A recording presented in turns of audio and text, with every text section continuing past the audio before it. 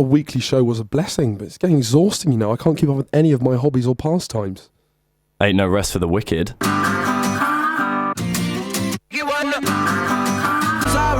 For good. Cage the Elephant there with Ain't No Rest for the Wicked. Welcome to week 6 of In Conversation with Gould and Kirwan.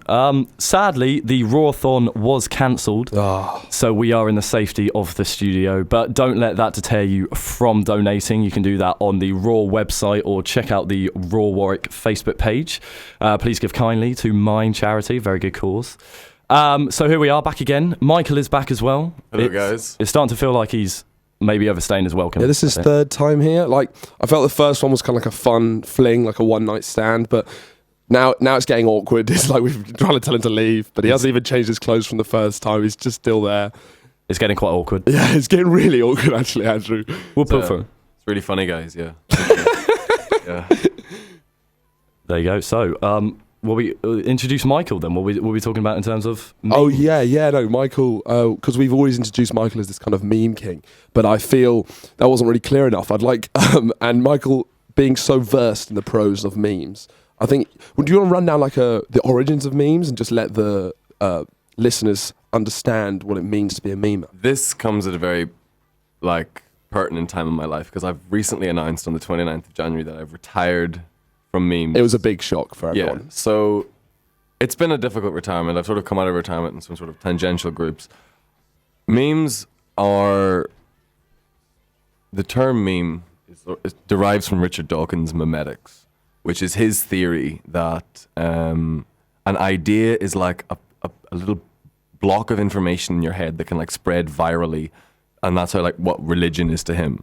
It's utter nonsense. Like, Richard Dawkins is... I hate him so much. Yeah, because this is the funny thing, because you hate Richard Dawkins, but then he's kind of created, in a way, something that you love. Everything you live for. Yeah. Like, Dawkins has gone from like... He's like the father-in-law you hate, almost. Yeah, but at the same time, he's started off as a sort of like semi-well-respected scientist, and now he's like this bumbling fool who like cries I quite like him. I'm not gonna lie. I have a soft spot for Dawkins. Did you see the honey thing? Oh, they're terrible. It was terrible. Yeah, I saw that. The terrorists have won because I got my honey confiscated off me in the airport. Yeah, it wasn't good. Guy's an idiot. Like, the fact that he has I sometimes like Dawkins. Why embarrassing me in front of my friends? No. Sometimes I think that. The fact that he has a public platform is offensive to humanity. But memes from that have become internet memes, which are like sort of silly little image macros that like originated on sort of obscure corners of the internet to like describe an emotion. The first one I can remember was called Advice Dog. Oh, was that the first meme? Well, from what I can remember. Oh, wow. So this was a rainbowed picture with a picture of a dog in the middle that gave advice that was that was like usually bad advice. Going to a birthday party today, bring a gun, something stupid like that. Really innocent, stupid, funny. And then now look at the beast. Well, of his it's memes. exploded outwards because it started off as like a bunch of animals like having certain personality traits. Yeah. And now it's become this weird post-ironic, sincere, obscure references of like Chinese symbols and dolphins. Yeah, because something I've noticed as well is I think memes actually had a comeback, because memes obviously came before things like Vine and stuff, but Vine has really gone out of fashion in like the videos. But now like the picture memes, I think, are taking a new turn. I think they're becoming more popular than when Vine first came out. I spent about an hour the other day, like I don't really follow Vine, but I spent about an hour the other day unliking every meme page on my Facebook, from steamy, creamy memes with a hint. Steamy, creamy memes? With a pinch of paprika. How can a meme be both steamy and creamy? You like the page, Andrew? You have to find out. I'm in retirement mode. But like the amount of time I've dedicated towards this, and I found myself sitting at home in my room photoshopping obscure like Mario characters to make a joke that nobody apart from like 4 people are going to get. Is that why the decision came to retire? It was it an honourable before you really hit the low? It was pretty much existential crisis. Like I was just like, what am I doing with my life? I've got a degree to do. What am I doing? Why am I sure? I've got a radio show. Oh god! But because we started bringing it up when we were talking about the Iowa caucus, but because we don't actually get that political on the show anymore. But it's actually, looking at America, it is literally such golden meme potential. It must be hard for you to watch having retired. Yeah, sitting back. To be honest, like the American presidential race at the moment is one big meme in itself. Like, you've got Bernie Sanders, who his announcement was with, he didn't even comb his hair for it. He just he sort of runs onto the stage and goes, yeah, I want to be president, right? See yous, I've got stuff to do. Runs off. Now he's 0.2% behind Hillary Clinton. Yeah. Hillary Clinton's wondering why she lost the youth vote. The youth vote is so funny. Because she's whipping and nay-naying and dabbing, and she's got Lena Dunham on her side saying this one's a feminist. Like, it's bizarre. And she asked students of America, tweet your feelings about student loans in 3 emojis or less. No. And, unfortunately, the most common emoji sent was 2 buildings and a plane. Oh, God, Jesus. Take it down a notch, why don't you, Michael? And then, of course, there's Donald Trump, which is he's almost too meme-worthy. It's almost like, surely you should go for someone else. Obviously, the Iowa caucus go for is Ted surprising. Cruz, mix it up a little bit. Well, the Iowa caucus is quite surprising because Ted Cruz did beat Donald Trump, but Donald Trump seemed for a while untouchable. He made fun of people with disabilities. He made fun of any sort of race. But it's almost like he's too meme-worthy. It's almost like you're making fun of him. It's like, yeah, he's too much of an easy target. I believe in that. So it's like, yeah, if you do like a meme saying how he doesn't like to say people, it's like, yeah, no, you're right. I feel it's not a joke. I feel like his first line of defense is the hair, though, because it's so bamboozling. It's you can't figure him out. You can't. He's and his face has no definition. China. Oh, yeah. Awful. God. All right. Let's go into a song, please? Yeah, let's do it. News at Warwick Hall. That was Keep It Simple featuring Stormzy. So we were having a conversation, the 3 of us, the other day, discussing some of our friends back home. And the silliest of them all. And it kind of got to the point where we were having a debate as to who had the more silly or stupid friends. Yeah. It got pretty heated, so feel free to comment in on your opinions and thoughts on our different friends. So, Michael, take your case away first, please. Let's hear it. Take my case away. And I'm also going to notice that, in the notes for the show, Horatio has wrote friends stupiders. So I think you 2 guys are not stupid. Uh-oh. Didn't expect that one. But I had a friend, have a friend from first year called Alex. And in third year, we lived together in second year. And in third year, he lived with 6 girls. Because the rest of the boys in the house had either done a year abroad or moved somewhere else. So he was living with people he had never lived with before. And about 4 months in, he started dating one of the girls. And she said to him at this stage, oh, could you do my washing for me? I know this God. And he was like, yeah, sure, I'll just stick it in the dryer. And she's like, no. I just want it washed. I'll just dry it myself. And he goes, no, it's fine. If you put it in the dryer, it washes the clothes, then it dries them.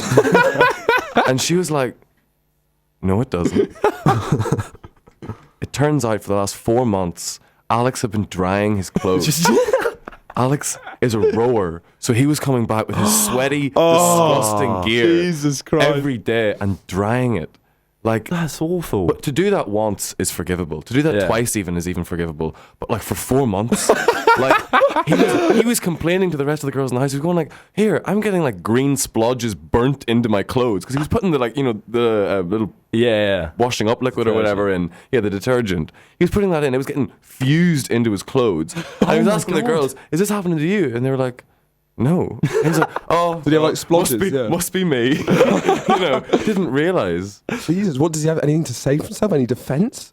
Literally none. He just giggles when you tell him. He is 6'4", the most beautiful man in the world, and the mind of a 14-year-old. And smells like a pigsty. All right.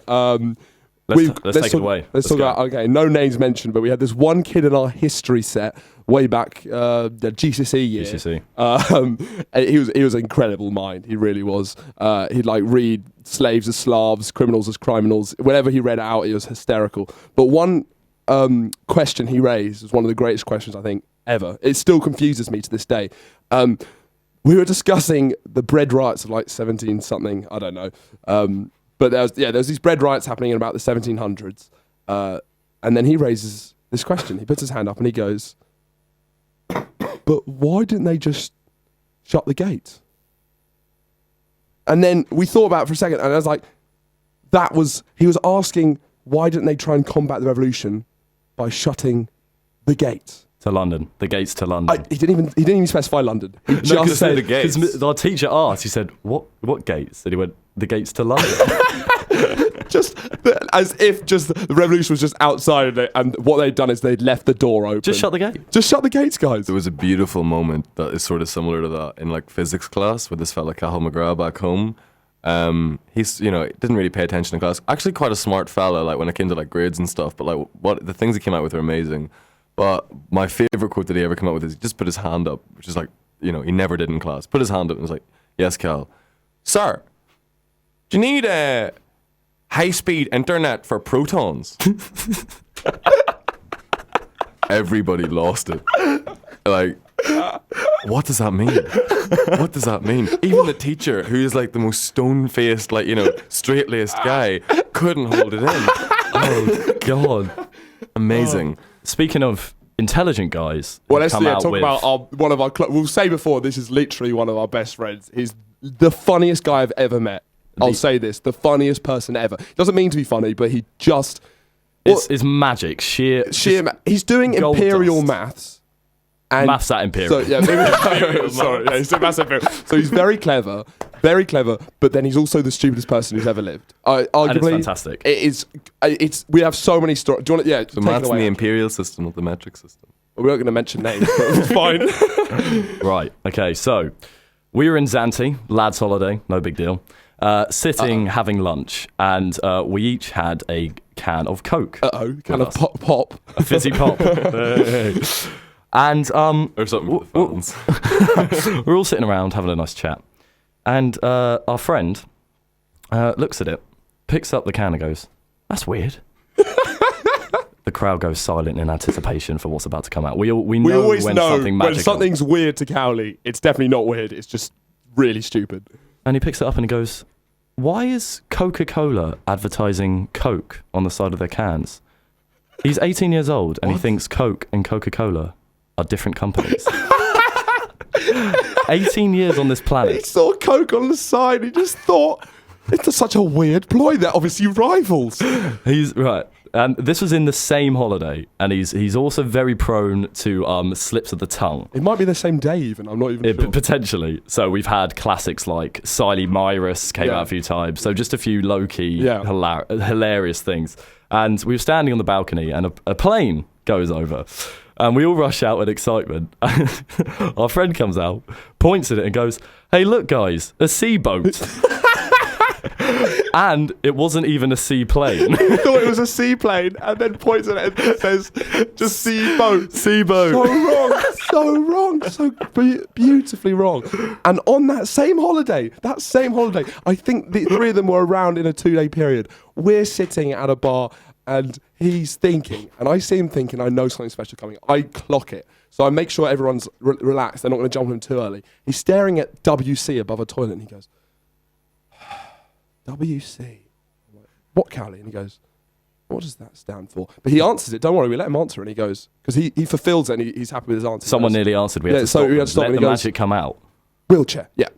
Wheelchair. Yeah. And he was happy with it. He nodded. He was like, "Yeah, that's the answer." Yeah, because it's, yeah. And he thought WC was a disabled toilet. Every WC stood for wheelchair and was a disabled toilet. How has you lived this long? I was in hysterics at this point. Yeah, and I had to leave. So I got up and went to the toilet because I said, I can't understand. I'm just going to the toilet. Like I don't want to draw attention to his misdemeanor. Went up and then realised I'm walking into the WC. So I had to turn around and go, "Oh, sorry, that's just for wheelchair users, isn't it?" And then just walk out in a completely different direction.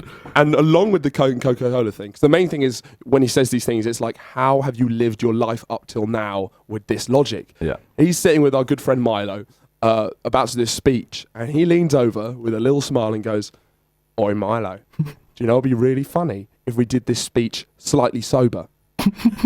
Milo thinks about this for a second and then goes, "What?" Then Milo goes, "Cowley, what do you think sober means?" And he goes, "It's like tipsy, isn't it?" He thought sober meant slightly drunk. He said he was 18. I have a really funny story about Alex that I've just remembered. All right. Do it. So Alex has just got a job working. He's teaching rowing now in like a boarding school. So he's like living there and stuff. But before he went, he like took out one of those like super high interest like Wonga style loans to buy a MacBook because his laptop was like nearly dead. And he was like, "Look, I need to get a MacBook." Yeah. He didn't read the description of the job. So which is only like a page.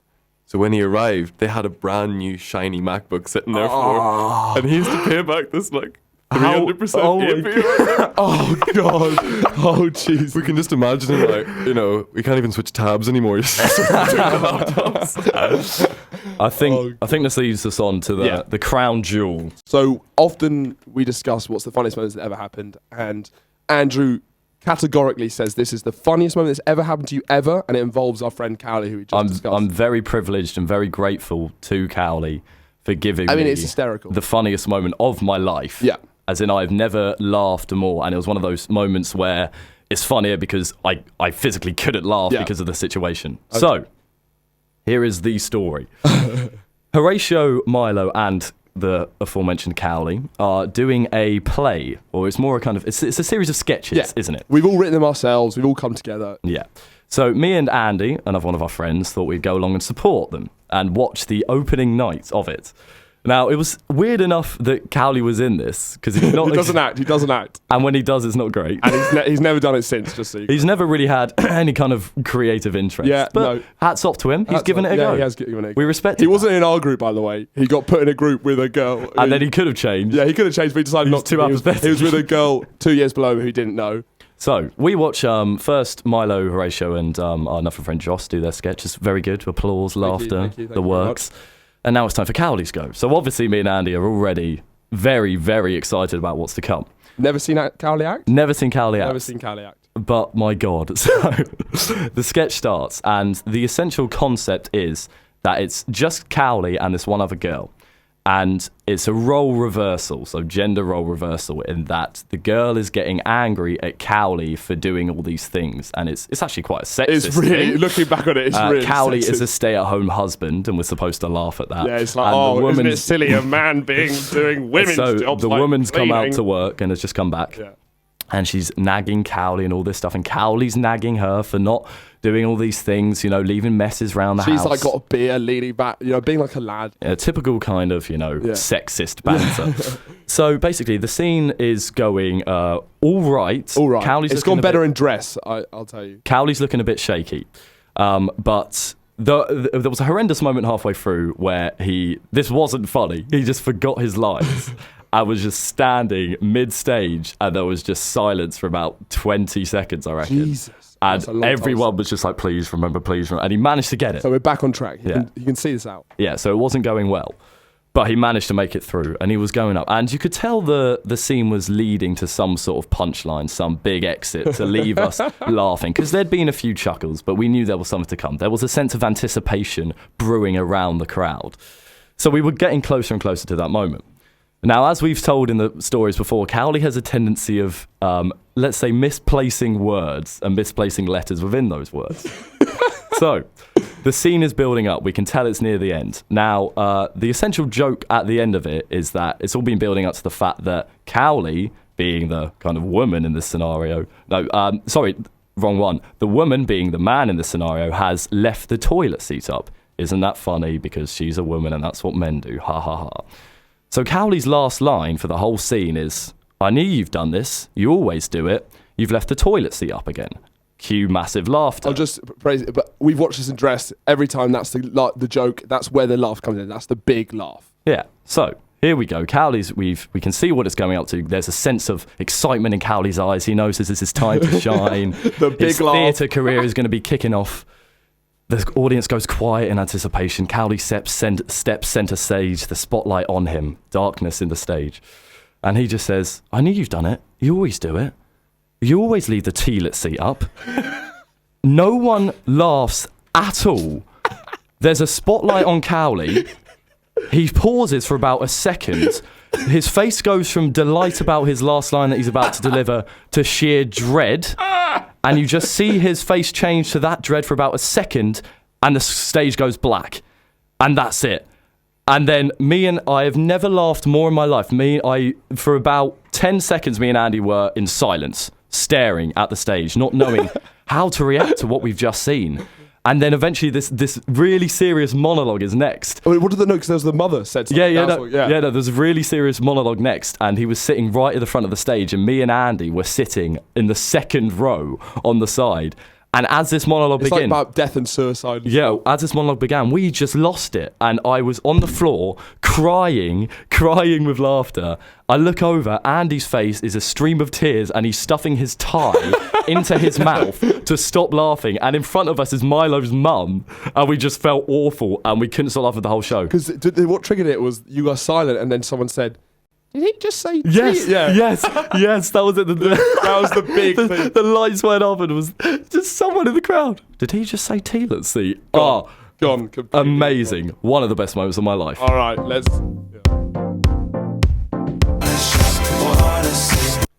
We've already played that song. This is so embarrassing. Have this one. Disaster has occurred.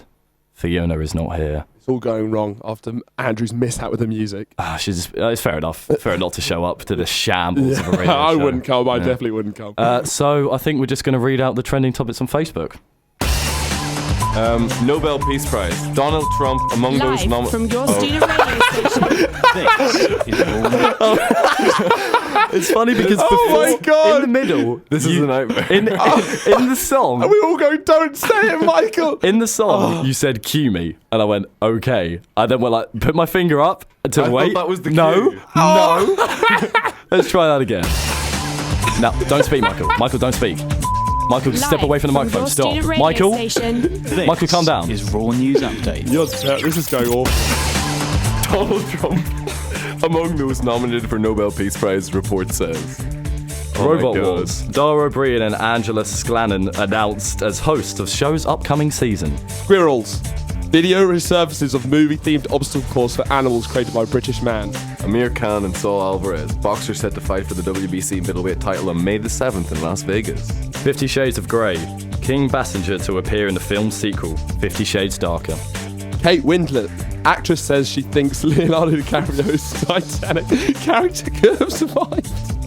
What? I just remember Michael. It's gone to shambles. I think Fiona's better than us. I'm not gonna lie. It's all falling apart without her. Fiona, come back. That's a lot harder than like it looks. Yeah, Like, yeah. Hats off to Fiona. That was terrible. Let's just this quit show is now. awful. That's it done. God. Oh, I hate you all. I think you should just to play a song, Andrew. Just get this over with. No. Okay, fine. No, because we're going into your night adventure. Oh yeah. So was it last Friday or Saturday? It was Saturday. Me and Horatio and Andrew as well, but Andrew was a bit ill. Bit ill. Bit sick. Couldn't make it out. We were invited along to a house party, which was the name of the event on Facebook was Poetry and Prose and everything else and Yep. wine and Yeah, whatever. So me and Horatio went along because Horatio was invited. Didn't know anyone else in the house Didn't know but anyone me. else. But Prague had seen his short films, Loved thanks to them. my successful plugging, and said we wanted to project. We want to project them on the walls of the house, which was really cool. So the whole time in the bus over there, Horatio was deathly nervous. Oh, that's not true. That is That's completely nonsense. true. That's absolute completely nonsense. true. And the same thing carried on to the Slander. house. So we go up to the house, and he's like, we go up to the house, and it's like, Prague's like, oh, do you want to set up and stuff? And he's like, yeah, okay. And he makes the playlist and stuff, and he makes it all intricately. And chooses You the make it exact sound like I'm films. so pathetic. Oh, No, but in between every movie playing, Horatio would be like, oh, no, oh, go on then, we'll play the next one, we'll play the next one. It was the mix between the tortured artist and the rampant narcissist. Yeah, it was like a self-loathing narcissist. I know. No, but it was more showing, oh, I'm so nervous about my rubbish films. And everyone's going, oh, these films are so great. Oh, no, they're not. No, it's all right. No, sorry, guys. Come on. And then Michael told some poetry. It was lovely. It was really nice. It was really funny. We had it was almost stereotypical uni students. I mean, we had a guy with long hair playing guitar, harmonizing with a girl basically dressed only in flowers. I mean, it was like one of those memes, where anyway, here's Wonderwall. It's one of those things. But it was a lovely evening. No, honestly, that is what your uni social experience should be. If you're at Warwick and you're going to smack and neon regularly, rather than going to houses, drinking wine, eating couscous, Oh, there was couscous. No, it was only vegan. If Andrew knew there was couscous, he'd be I would down. have dragged myself out of bed for couscous. that's what you should be doing. You shouldn't be going to smack. You shouldn't be going to neon. These places are horrible. They're terrible. They're bereft of anything where humanity lives. No, you are a terrible person. You go to neon. That is the conclusion. Pretty much. Yeah, I guess so. Well, anyway, here's Wonderwall.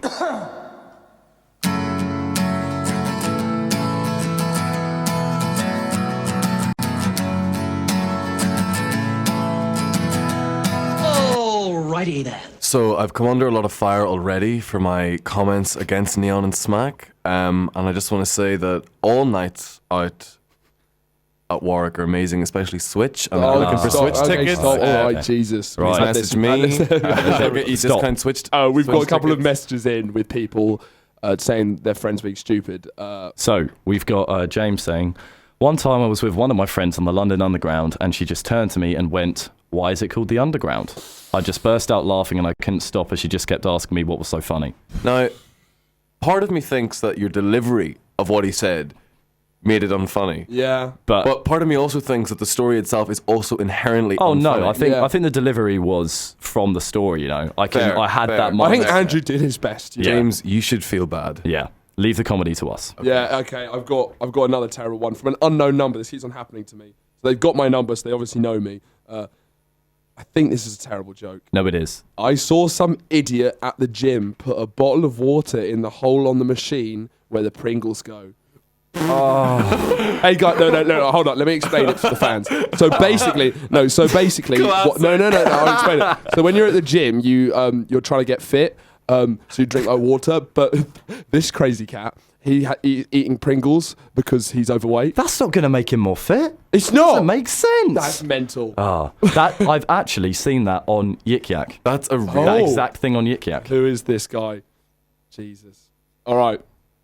Let's Speaking of Yik Yak, speaking of Yik Yak, he was leaning into that was such an obvious plug for a next segment. I thought you were was just really, I was just really has interested. gone to I was shambles. really happy. Okay. I was really happy that I was smiling. Like, I thought it was a real point. I think I saw For that on viewers Yik who Yak. haven't listened, last week we discussed Horatio's foray into Yik Yak, in which somebody said that there's a beautiful film student that they want to meet again.